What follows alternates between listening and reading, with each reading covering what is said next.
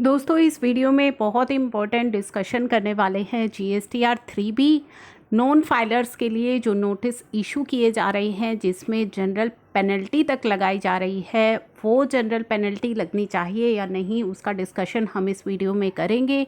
तो चलिए वीडियो को स्टार्ट करते हैं। दोस्तों जो GSTR 3B डिफ़ॉल्ट के केस में आपको नोटिस इशू हो रहे हैं, जनरल पेनल्टी ऑफ 50,000 उसके अंदर जो लगाई जा रही है वो आपके लिए लगनी चाहिए या नहीं लगनी चाहिए, उसके लिए आपको पहले ये जो GST का सर्कुलर है इसके जानना बेहद ज़रूरी है।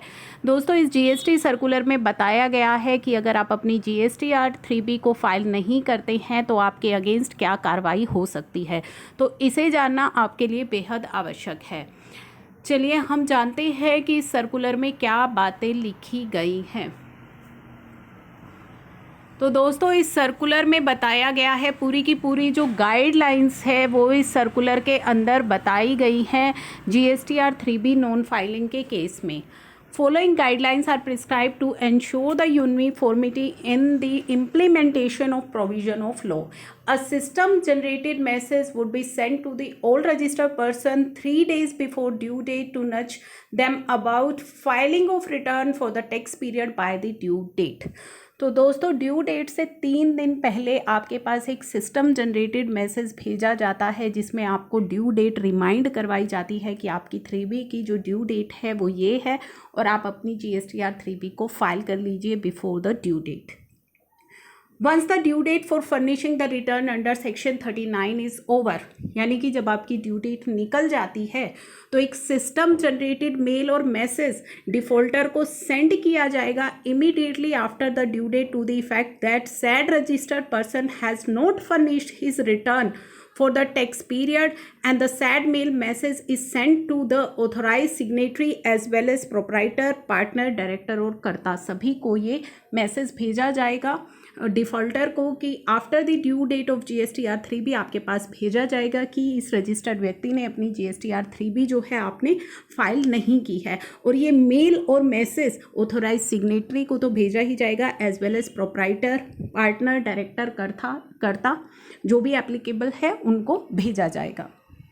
5 days after the due date of furnishing the return, यानी कि अब 5 दिन वेट की जाएगी। अगर आप फिर भी फाइल नहीं करते हैं तो अ नोटिस आपको inform GSTR 3A shall be issued electronically भेजा जाएगा उस रजिस्टर्ड व्यक्ति को जिसने रिटर्न फाइल नहीं की है, और उसे कहा जाएगा to furnish such return within 15 days कि आप उस रिटर्न को 15 दिन के अंदर फाइल कर दीजिए। तो 5 दिन के बाद आपके पास ये नोटिस आएगा कि 15 दिन का आपको समय मिलेगा कि आप रिटर्न को फाइल कर दीजिए।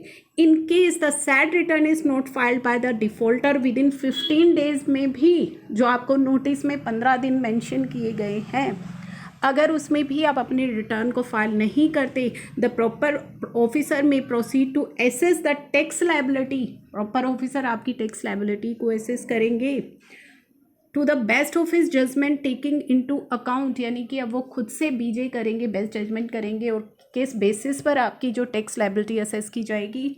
On the relevant material which is available, जो उसके पास अवेलेबल होगा इंफॉर्मेशन और which he has gathered, and would issue the order under rule 100 in form GST ASMT 13 की फॉर्म में आपको जो है ऑर्डर इशू किया जाएगा। The officer would then be required to upload the summary thereof in GST DRC 07 की form में order होगा, ठीक है। For the purpose of assessment of tax liability, जो आपकी टैक्स लाइबिलिटी असेस की जाएगी, द प्रॉपर ऑफिसर में टेकन इनटू अकाउंट। अब देखिए वो कहाँ से आपकी इंफॉर्मेशन लेगा। Details of outward supply available in the statement furnished under GSTR 1 में जो आउटवर्ड सप्लाई दिखाई होगी, डिटेल्स ऑफ सप्लाई जो आपकी 2A के अंदर आ रही है ई-वे बिल से, और अदर इन्फॉर्मेशन जो भी उसे कहीं से भी मिलेगी from any other source inspection से अंडर सेक्शन 71, उसके बेसिस पर आपकी टैक्स लायबिलिटी असेस की जाएगी।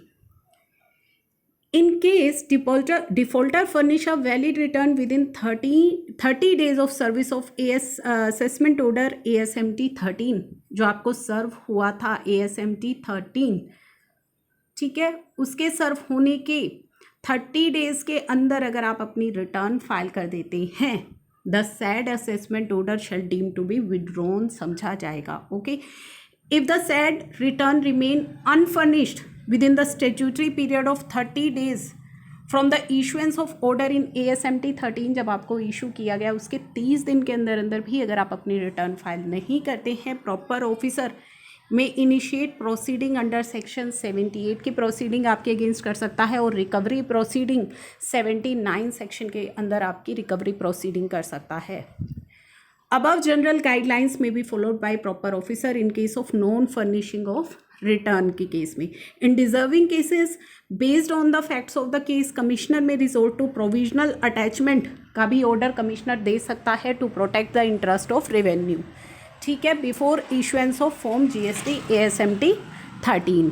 तो अटैचमेंट का भी ऑर्डर जो है बेस्ड ऑन द फैक्ट्स के बेसिस पर आपका हो सकता है प्रोविजनल अटैचमेंट।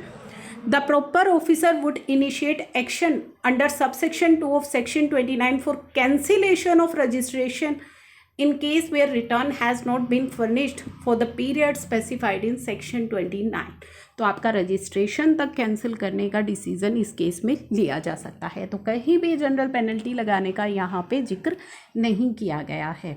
तो ये चीज़ आपके लिए जानना बेहद ज़रूरी है कि जो आपके पास नोटिस आया है, ऑर्डर इशू किया गया है, जो भी नोटिस आपके पास आया है, अगर उसमें जनरल पेनल्टी लगाई गई है 50,000 रुपये की, तो क्या वो वैलिड है या इनवैलिड है? तो वो सरासर इनवैलिड है, क्योंकि पूरा प्रोसीजर जो कि लॉ के अंदर बताया गया है, पूरी SOP वो आपको इस सर्कुलर में देखने को मिलेगी। तो ये सर्कुलर आपके लिए बेहद ही इम्पॉर्टेंट हो जाता है पूरी SOP जानने के लिए।